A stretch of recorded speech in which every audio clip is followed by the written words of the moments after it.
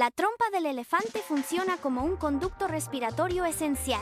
El elefante inhala aire a través de las fosas nasales ubicadas en la trompa, facilitando la oxigenación del cuerpo. Cuando el elefante está en reposo o caminando, la trompa permite una respiración eficiente. La trompa del elefante funciona como una herramienta para beber agua. El elefante aspira agua a través de la trompa, almacenándola temporalmente. Luego la descarga en su boca para hidratarse, accediendo a fuentes profundas o poco accesibles.